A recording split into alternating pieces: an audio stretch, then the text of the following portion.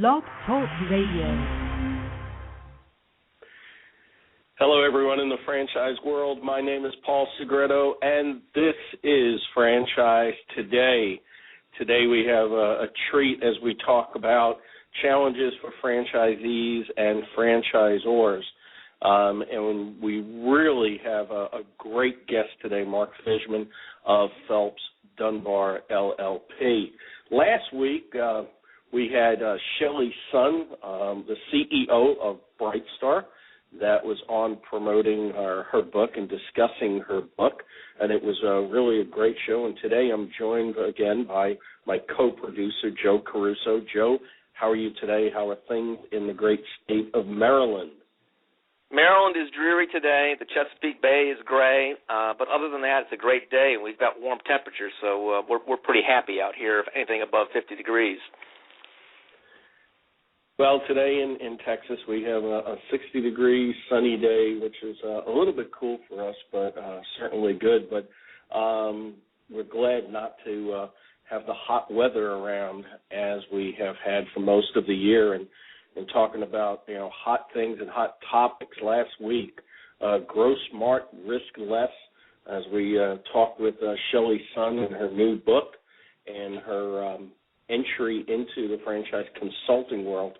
Really was a fascinating show, very high listenership over the weekend on demand, and of course that show can be accessed at blogtalkradio.com/Franchise Today Show. Joe, who do we have coming up in the next couple of weeks? Well, as you know, next week's Thanksgiving, so we'll be off for the Thanksgiving break, and then we'll resume on Thursday, December 1st, and we've got a terrific show with Bob Coleman. Bob Coleman is an expert in lending, in particular SBA 7A and 504 lending. He also puts together the Coleman Report, which lenders use as a guide in determining their interest in lending to particular franchise concepts, because it tells you what the failure rate in terms of their loans are. But his topic is interesting. It's going to be the politics of lending, lipstick on a pig, and what really matters to lenders. So financing is always a hot topic, but never has it been such a great import to franchisors as it has been in the last couple of years. On December 8th, we've got a technology and software solutions in franchising show, and the guests for that are going to be Tom Harrington of Franchise Payment Network, Mindy Gold of Sestino, Jeremy Leduc of Elements Local, and Brad D'Ancona of Waterfall FMS.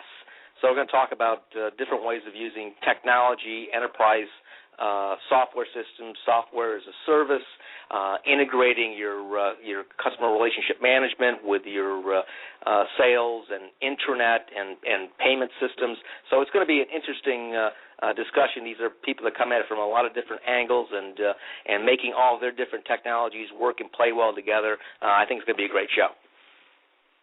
That show's also going to be followed up the following week. There's a 4-part webinar series that will be about about software solutions and technology, and that's put on by Fran Summit, which of course I'm co-founder of, and you spoke at the last Franchise Social Media Summit. And it should be a good series. It's a free webinar series.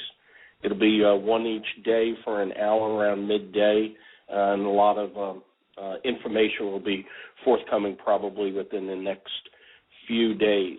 Joe, as you so appropriately and definitely successfully outline our shows on Franchise Today, you do a lot of work behind the scenes. A lot of people don't realize that. A lot of people really don't realize how much work goes in, definitely in the wings in preparation for Franchise Today, and certainly I appreciate all you do. We've had some great guests, great topics. We'll be preparing for the Franchise Legal Series as we get back from the holidays, because that will be airing in April and May of 2012. That'll be our third series. And I think today's topic and the way it's titled really kind of is the almost the pinnacle of the year in the way it was structured.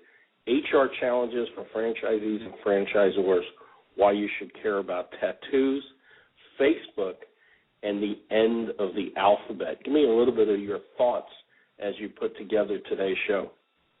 Well, I had the opportunity to meet Mark, our guest today, in social media, and I've read a number of his articles.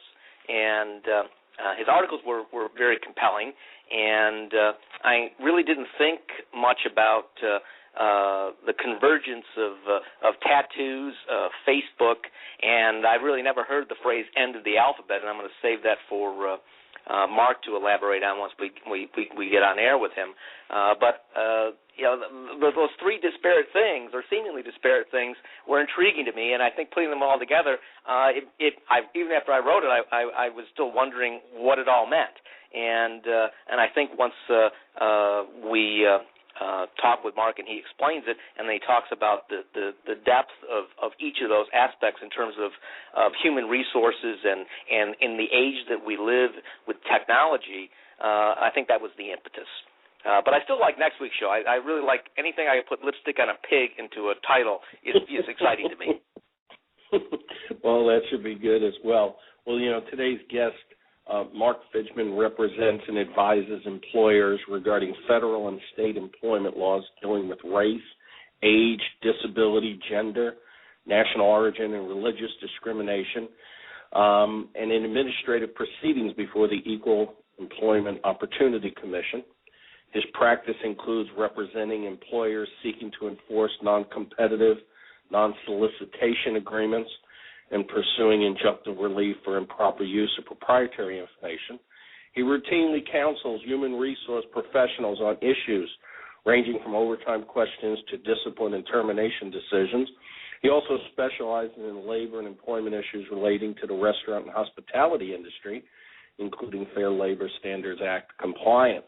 Mark represents governmental and law enforcement agencies in employment and civil rights litigation, has extensive trial experience in the federal court system, and also represents employers in the Mississippi court system. And prior to beginning his legal practice, Mark worked as a television news producer, reporter for a number of network affiliate stations in the Southeast and Northeast, and certainly will give Joe and I a run for our money today. Mark, welcome to Franchise Today. Thank you, Paul and Joe. I'm not sure I can beat lipstick on a pig, but I'll do my best. Lipstick on a pig might be hard to beat, but you have the lead-in, the advantage of being a week before, and I have to say that you do have one of the more intriguing titles for our show. Maybe we can take a couple of minutes to explain to our audience why they really should care about tattoos, Facebook, and, of course, an explanation of the end of the alphabet. Well, they should care because I'm assuming most of your audience are employers. And all of the things that you just mentioned, tattoos, Facebook, and other social media, they relate to a new type of employee, which in the article I wrote, I somewhat facetiously refer to as the employee with the dragon tattoo, borrowing with apologies from the title of the best-selling novel. I've been practicing employment law for a good number of years now, and it occurred to me recently while I was doing a presentation for some HR folks that most of the federal employment law in place sort of assumes an employee who fits the classic baby boomer profile, working 9 to 5, usually for the same company over the long haul. And with younger employees, sometimes it's not as neat a fit. And what's happening is these baby boomer employees are leaving the workplace, and the so-called Generation X employees, they're entering their 50s around now, including myself. And that's why employers have to be ready to address issues of Generation Y and Generation Z employees, and hence the end of the alphabet employees. That's a very interesting perspective and definition for sure. And for sure, we should definitely be thinking about the end of the alphabet as they're becoming a big part of consumers and employees and what have you moving down the road. Okay, Mark, so let's talk about tattoos. I mean, recently Mattel, I believe it's Mattel, came out with a Barbie doll that was tattooed. It really caused a lot of controversy, especially amongst the mommy bloggers that are out there. So obviously tattoos today are no longer the ones just for sailors with the anchor or I love mom on their arm. They are front and center throughout society now. I've seen them in all shapes and sizes, colors. Even NBA players have them completely tattooed up and down the arm for everybody to see. So if I'm an employer, can I just say no to tattooed employees or at least make them cover up? I mean, it's my business, my brand, my company's image that I want to protect. Can I make them cover it up? Well, I'll give you a real lawyer's answer to that. Most of the time, absolutely. But sometimes, no. And it's when, in those no situations, is when employers tend to get themselves in trouble, and it can end up resulting in litigation and can cost a good bit. I hadn't heard the thing about the Barbie doll with the tattoo, but it's obvious that in the last decade or so, tattoos have gone very mainstream, particularly among these younger generations. I saw recently that 60% of all tattoos are now being done on women. I mean, I agree, you see them everywhere. And in the workplace, the question is, when does that cross the line? In some positions where the employee has little or no contact with the customers, it just may never become an issue. Or if it's a job where nobody really cares. I mean, if somebody's working on your car or renovating your house, you probably couldn't care less whether they have a tattoo, and their boss probably couldn't care less. And also, if it's covered up, it also isn't an issue. I know an attorney in another firm who has the full arm sleeve tattoos, but if he's in court or meeting with clients, he's wearing a suit or a tie. So again, not an issue. Where it does become an issue is where you have a position such as a bank employee, a waiter in a high-end restaurant, where the open display of a tattoo, or what's also very common, a piercing, it may not be conducive to the message that the employer is trying to get across to the public. And again, getting back to your original question, employers retain a great deal of discretion in these things. However, in certain scenarios, restrictions on tattoos in the workplace could constitute a violation of Title VII of the Civil Rights Act of 1964 and could constitute a claim of religious discrimination. There was a good example of this in a recent lawsuit that was filed by the Equal Employment Opportunity Commission against the Red Robin gourmet burger chain. And I think that illustrates, a lot of the issues involved. What about if the tattoo is clearly visible, such as on a neckline or even across a forehead, like some of these gangs have? Is that reason enough right there not to hire the person? I mean, I know it's probably reason enough, but can that be the deciding factor?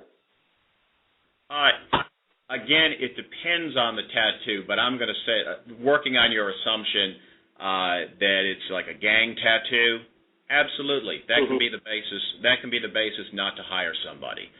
There's no protected class of tattoos or tattooed people. It's only when the tattoo crosses the border into the area of a religious practice is when it really really becomes an issue for employers, and that was the case in the Red Robin case. There was a fellow who was hired as a server, and he followed an ancient religion that required him to get these tattoos around his wrists, which contained liturgical verses of some sort. And I've seen pictures of them, very, very unobtrusive, not really a big deal. And according to his religion, he was not allowed to cover these up. Well, he gets hired at Red Robin, and for the first 6 months, there's no issue. I mean, customers don't complain, management doesn't complain, there's no problem, even though Red Robin had a dress code policy that forbade open display of tattoos. And then a new manager comes, he sees them, he says, cover those up. The fellow says no, and he gets terminated. And what happened is he filed a charge with the EEOC, which filed a lawsuit on his behalf, and because the company would not accommodate this religious practice in some way, the company ended up having to settle this for approximately $150,000, and they had to revise their dress code policy to include the option of religious accommodation in a case just like that. Wow, that's very interesting. Very interesting. I know working with some children's entertainment franchises, I could just imagine, kids looking at somebody that had, was heavily inked, as they say, might be a little bit scared or frightened, but, it is becoming more mainstream. So, like I said, the Barbie dolls, I was really appalled when I saw that there actually was a Barbie doll with tattoos all over it. And I guess everybody, to each his own. It's a way of branding individuals, and some of it, I guess, is done in taste, but definitely looking at it from the perspective of, a business, a brand, and a company's image, certainly that needs to be protected because there's been big investment made into it. So, jumping over to another part of the title, Facebook, how has Facebook specifically and social media generally impacted employer labor practices? Because it seems to me that the casual observer might believe that checking up on a job candidate's Facebook page, LinkedIn profile, tweets on Twitter would be wise and a risk-free activity. Yeah, well, first of all, the impact of social media has just been enormous, and it's moving so fast. I'm sure 5 years down the road, what constitutes social media will probably be much different than what it is today. I still find it unbelievable what people will openly post about themselves, and I think to some extent it's a prevalent but mistaken mindset that you still can be anonymous on the Internet. But it's so common now, people posting pictures of themselves drunk or doing drugs or other things on the Internet, that it's almost become a stereotype. It would seem that social media would be an HR person or an employer's dream come true for screening job candidates because it's very cheap and it's very easy. You can call up punch in the person's name, look at their page, and you can see if there are any red flags that might make you say, I think we'll pass on this person. I actually had a case that where this happened. The plaintiff was a pretty young guy, and he portrayed himself in the lawsuit as a very law-abiding, straight arrow type of fellow, and there was a law enforcement aspect to this case. And I just did a casual Internet search, and I found his social media page where he pretty much confirmed that he was a member of a fairly well-known street gang and was engaged in activities that obviously, once we knew about them, did not help his case. So, it is a great tool, and most HR people these days are using it. The risk that they run, though, is where they're looking for information and they find out information that they could otherwise never have asked in a job interview, could never have asked on a job application, and which it is illegal to rely on in making employment decisions. The EEOC is beginning to get very active in this regard. The fairly recent law, the Genetic Information Non-Discrimination Act, actually includes language that makes it a violation for employers to rely on information that they get on the internet. So it can be a somewhat risky proposition. There are ways of doing it properly to avoid the risk of liability.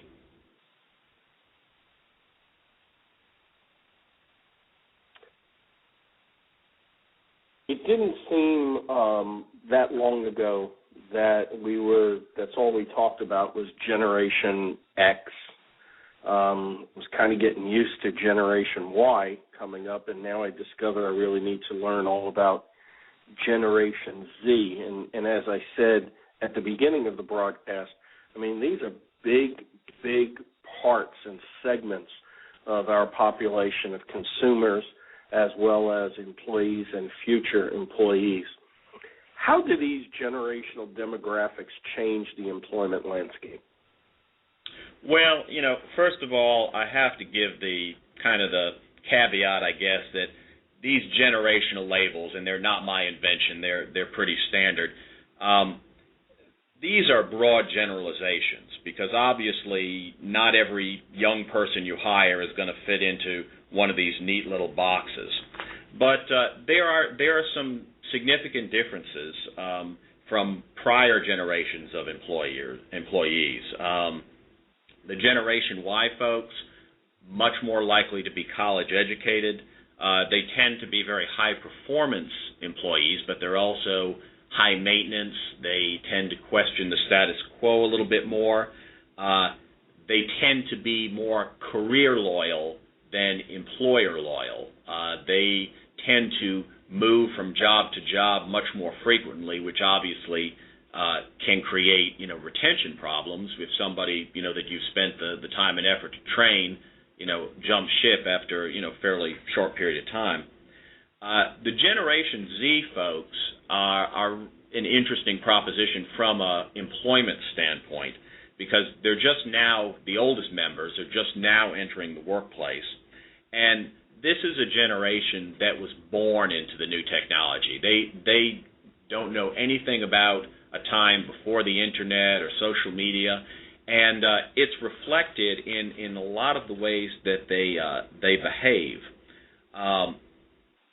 Some psychologists are claiming that this generation almost has a form of acquired attention deficit disorder because they are so connected to the technology that they have a very short attention span, that they have difficulty focusing on projects, which obviously would have an impact on employment because of this intense dependence on the technology.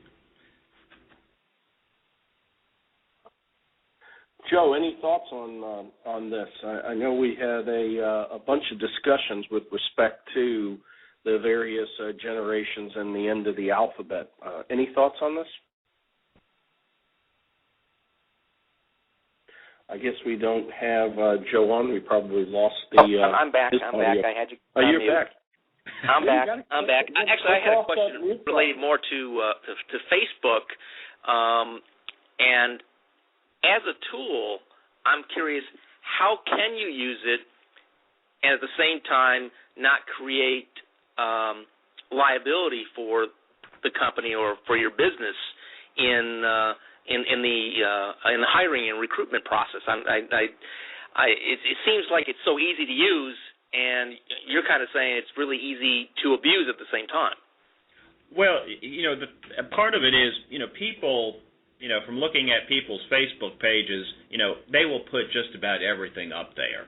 And quite frequently, if they're putting up information about their medical condition, their veteran status, their religion, those are red flags that even inadvertently might be relied on by an employer, and that would open them up to a lawsuit. One way that a lot of employers are doing this, and it's probably a pretty good method, is to erect sort of a Chinese wall, is have a designated person who is not involved in the employment decision, not involved in hiring anybody, who will actually do the internet search, filter out any information that would be inappropriate to base an employment decision on, and then present this redacted information to the actual decision maker, who can look at it and say, oh, here's some very positive things, community service, or here are some very negative things, oh, he gets arrested all the time. And that's probably a pretty good method for companies to use internally.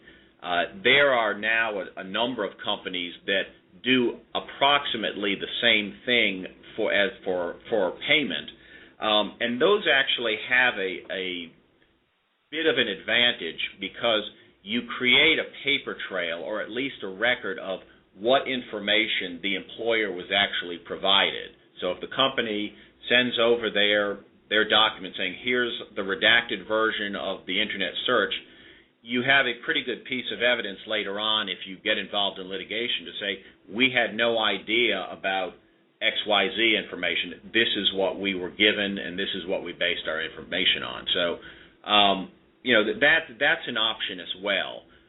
What's interesting, though, is just recently, and literally within the last month or two, members of Congress, in particular Senator Charles Schumer, Senator, what's the fellow's name?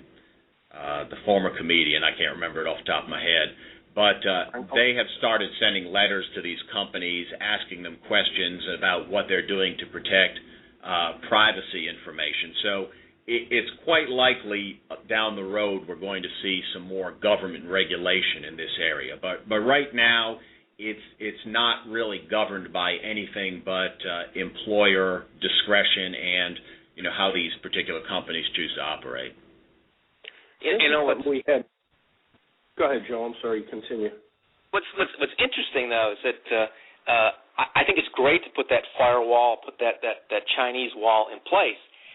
The curiosity factor and creating the discipline not to have that hiring authority go and look at a candidate for an important role in the company, look at their LinkedIn profile or look at their Facebook page or follow what they're tweeting about on Twitter and kind of get an idea of what their political activities are, what their religious beliefs might be. I mean, they're going to be exposed potentially to all of those kinds of things, but I don't know if some executives or small business owners can really help themselves from not looking. Well, it usually only takes one lawsuit for folks to get real disciplined, but that's kind of an HR responsibility and a training issue. And you make a very good point. Human nature is what kicks into this. I mean, we're all curious, and it's one of the problems is it's so easy. That's why I think it's very important for companies to really set up policies and have specific procedures and make it real clear why you don't just do these casual searches, particularly if somebody is an active candidate for a position. Mark, where does LinkedIn fit into this equation? We've had this discussion here on Franchise Today in the past, and there doesn't seem to be a clear direction on this. You have LinkedIn, which is a professional social networking site, and you have people giving and requesting recommendations. Now, you might have an employee of a company leave. Now he's working with another company, and he asks a friend of his that is at his previous company to give him a recommendation and specifically about his work. What are the implications to the original company as a former employer? Generally, it wouldn't be an enormous problem, except to the extent, and again, it would depend on the industry. In certain situations, you could inadvertently give away proprietary information, confidential information, depending on the extent of the detail that was contained in any kind of reference. LinkedIn is somewhat of a different animal because it's a professional service. People are much more careful about what they're putting out there, so you don't run into a lot of the same issues that you do with the other social media, which are primarily casual communications. Well, I both agree with you on that, Mark, but then I disagree with you, and let me make my point. Because of the applications that are available in the various social media that pull and populate information from the other social media, there's a Twitter application that your tweets can pop up on your LinkedIn profile, and therefore would be on there from a casual social media. Well, that could be a concern. Interestingly enough, I was talking to or giving a presentation on this not that long ago, not on the social media, but just on the whole issue of giving references to former employees who are either looking for a job or in the process of leaving. And it's a ticklish situation because generally you can open yourself up to defamation claims, depending. There's usually no problem if you say, yeah, Joe was the greatest employee we ever had. We're sorry to see him go. You'd be lucky to have him. It's when someone calls you up and says, I see that, so-and-so worked for you. What kind of an employee are they or were they? And, the honest response is they were a terrible employee. If they hadn't quit, we were going to fire them. And you can give, if you even giving a truthful response can open you up to being sued, whether it would be a viable lawsuit because, truth is usually a defense in these cases. The best policy is, what I tell a lot of my clients is your reference policy should be, we will acknowledge that so-and-so worked here from this date to this date, and that's pretty much it. An employer is under no requirement to give a job reference. Sure. We're live right now on Franchise Today.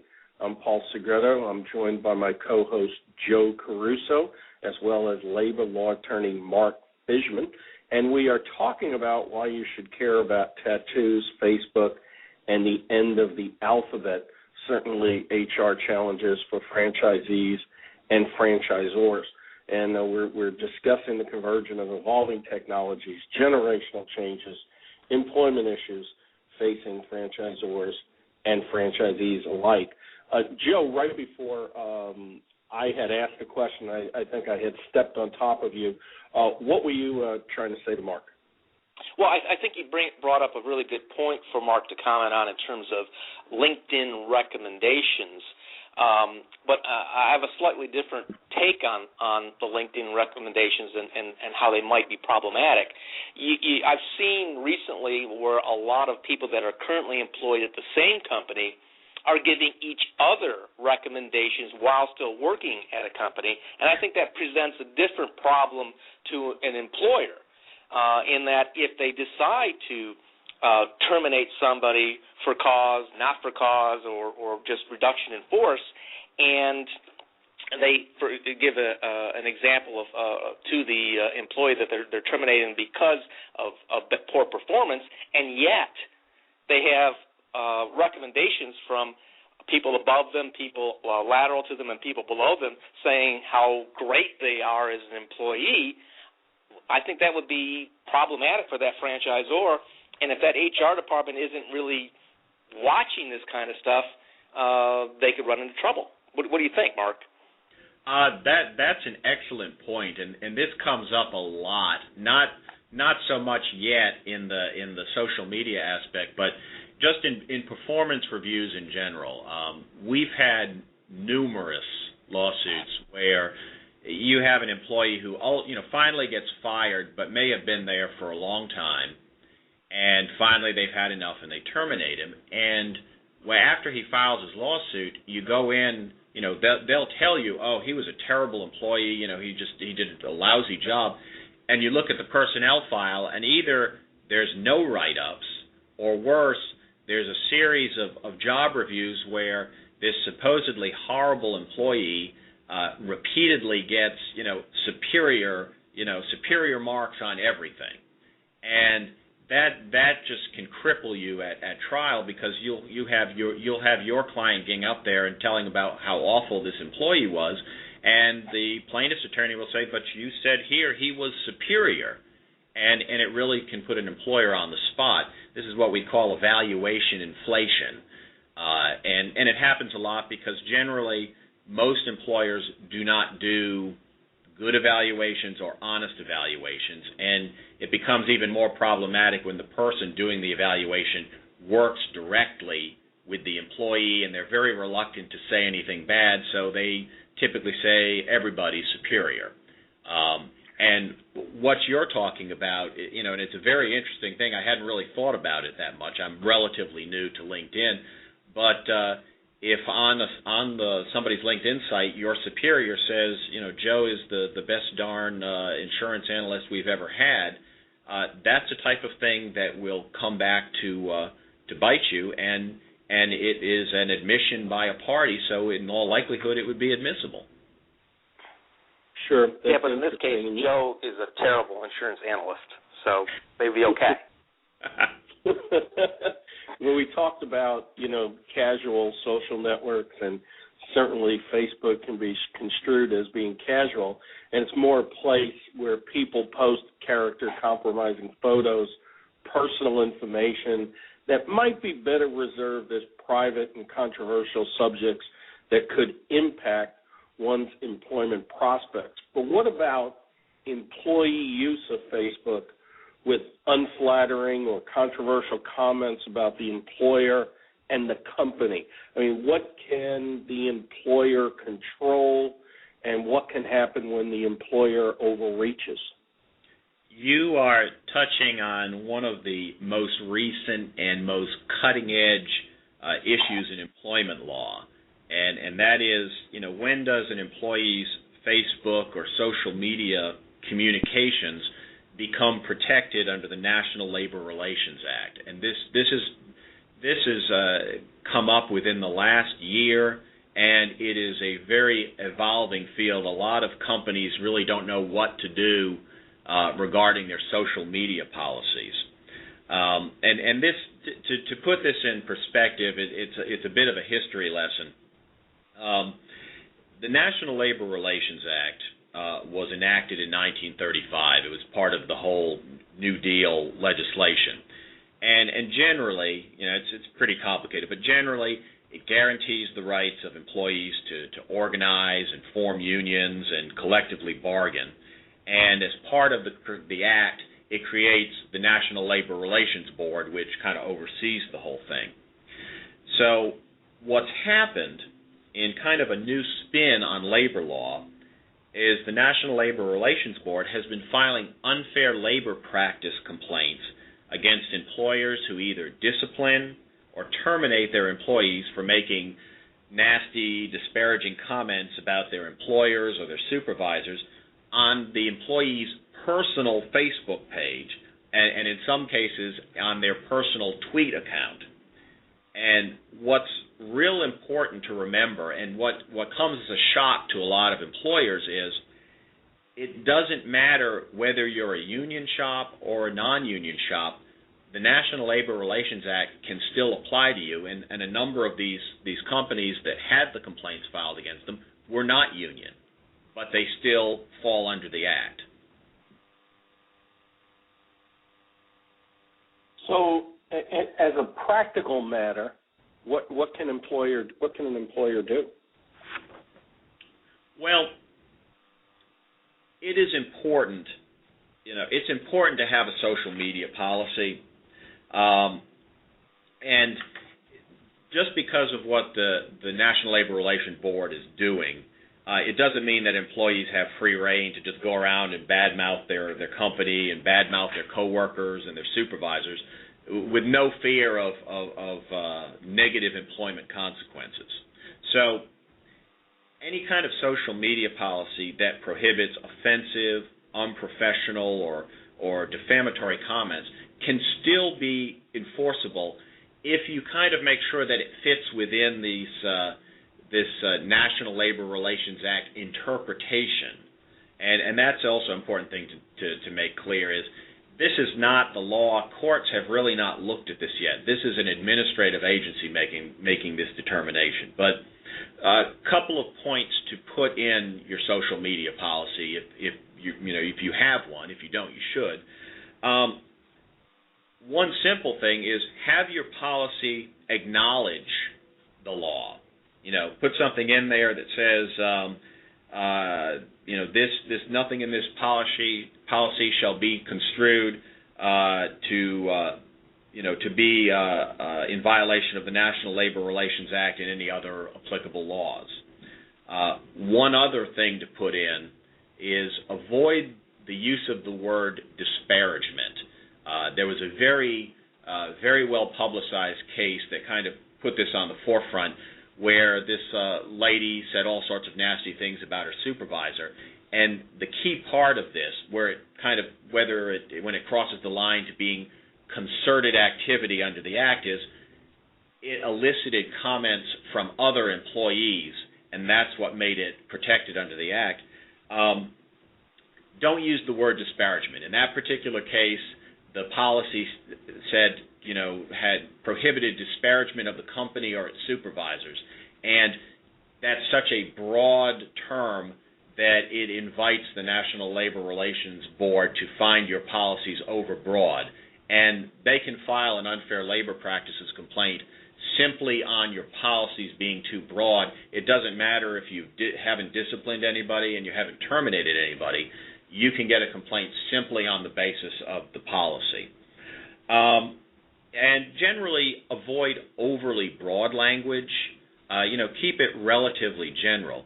And one piece of advice, and it's really not part of a policy, but in looking at all these complaints that have been filed, you kind of get the picture that in a lot of cases, the employment decisions made by the company were made in the heat of the moment when they were real mad at the employee for saying, nasty, awful stuff about him, that if they had stepped back and cooled down, they probably would not have made the decision. So it's also important to view each of the situations that arise on a case-by-case basis, because they're not all going to be the same, and it's very hard to have a policy that is going to fit every situation.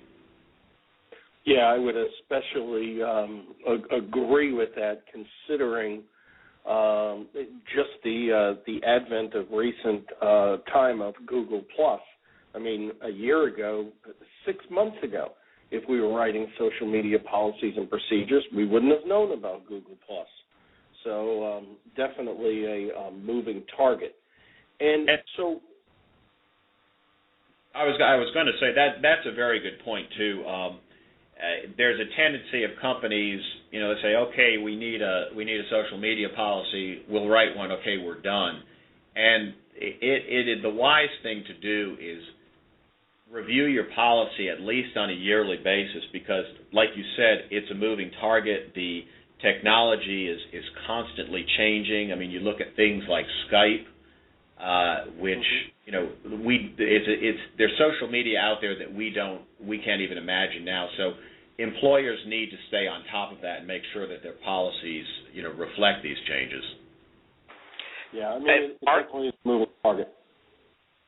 Mark, question, in light of what you just said, how do you think, or how would you rate Target's reaction to Target Store's reaction to one of their employees that has initiated this petition drive to force or to put public pressure on Target to not open next week, Thanksgiving night at midnight, so that their employees would have more time with their families. I mean, they're up to like 95,000 signatures, and this guy's front and center in mainstream media and front and center in the virtual world. Not being real familiar with that other than what you've told me, I'd say they need to do pretty much nothing, because what you're talking about there, if he's out there in social media and he's putting out a message complaining about a condition of employment, and he is eliciting responses and support from other employees, that seems to be almost the definition of concerted activity under the National Labor Relations Act. I think if they turned around and say, and fired him, and again, I don't know all the circumstances. There may be other things going on as well. But just based on that, I think they would be ill-advised to take any negative action against him. Well, I think this one's playing out in real time. I don't know of anything that Target hasn't addressed him as an individual.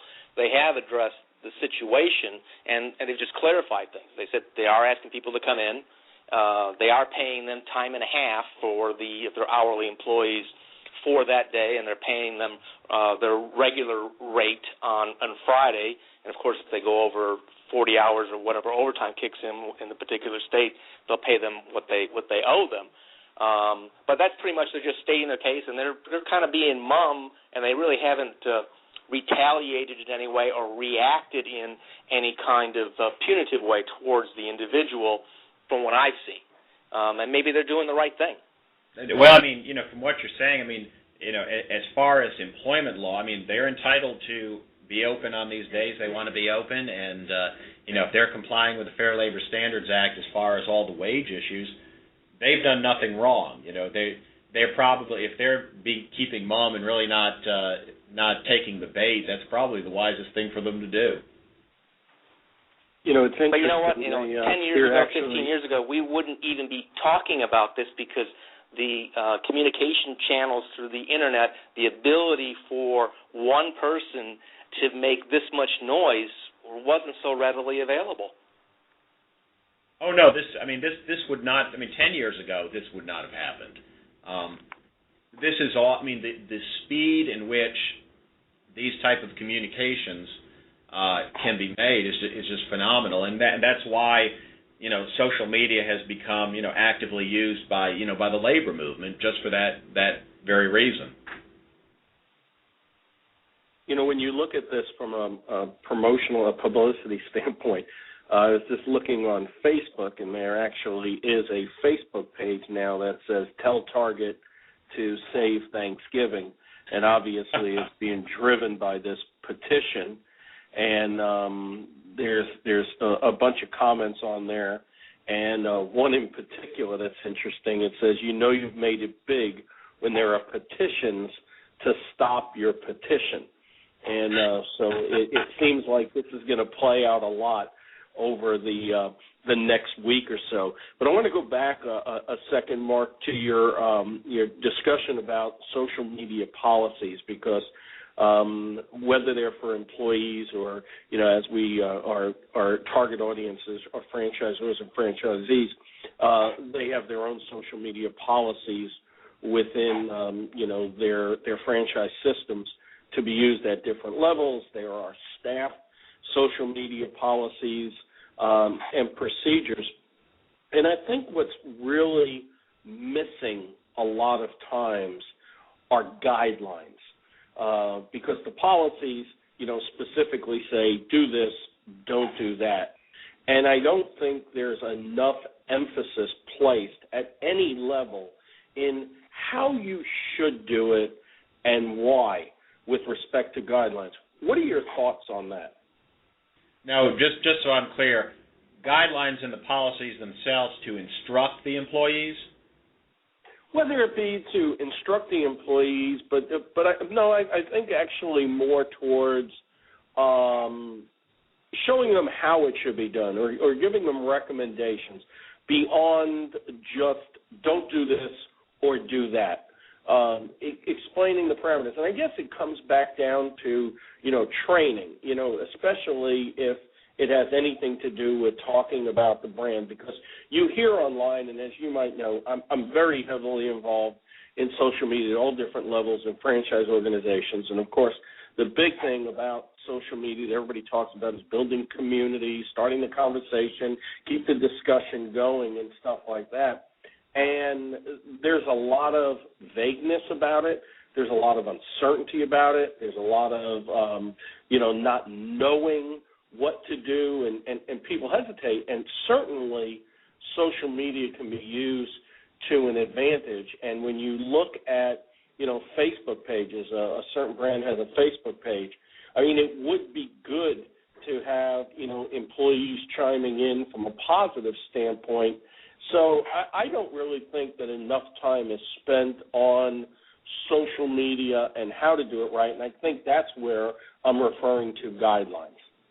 Yeah, and again, that comes down to training. I think a lot of employers, a lot of companies, they want to jump on the bandwagon and say, we need a Facebook page and we need a Twitter account, and they sometimes will assign somebody to, here, send our message out, without a lot of thought being given to it. And it's the type of thing where the employer really has to decide what type of message they're getting out and how they want to utilize this. And training is the issue. And for a lot of companies, that might mean bringing somebody in to actually, from outside to train folks. There's actually kind of a funny instance that happened recently. Chrysler they had this big ad campaign where they were kind of tying their cars into the rebirth of Detroit. And they had a Twitter account, and they were sending out all these things that pretty much went along with their campaign. And they had hired some hip young folks to manage this. And one of them sent out a message. I don't know if he was bored or annoyed that day. And it went out to all these thousands of people, and it said, "It's funny how Detroit is known as the Motor City, yet nobody here can expletive drive." and this went out under the Chrysler tweet account, and it just kind of set off a firestorm, and obviously did a lot of damage to this whole publicity campaign. Although it's pretty funny if you're not Chrysler, and I think that's an example of just throwing people out there and saying, "Here, go do social media for us," without really what you're doing. And I heard something as to when that was going on, that there is no longer an American car manufacturer dealership within the city limits of Detroit, which I found very, very disturbing, but interesting. And as we're moving towards the top of the hour, we are on Franchise Today, discussing a host of HR challenges, certainly for franchisors and franchisees alike. My guest is Mark Fijman of Phelps Dunbar, and my co-producer Joe Caruso is on the air as well. Mark, how can recognizing generational differences and embracing new technologies like social media actually become a competitive advantage for business owners in attracting talent, enriching a company's culture, and achieving higher productivity? Well, I mean, just look at the last 7 years. Facebook launched in 2004, originally as a way for college students to keep up with their friends. And now there's not a major company that doesn't use it or some other social media in some way for marketing, advertising, or for job posting. I mean, you just look at LinkedIn. It amazes me how much job searching and job posting is going on that, and you look at just the impact that's having on other forms of advertising. It's just immense. I don't think it could be overstated just how beneficial it can be to employers to utilize social media. Definitely so. I mean, it is a new world. I've heard of companies where they're no longer using email, and employees, younger generational employees, are conversing and communicating back and forth through Twitter. I know of oil companies that are talking to engineers on the oil platforms through Twitter.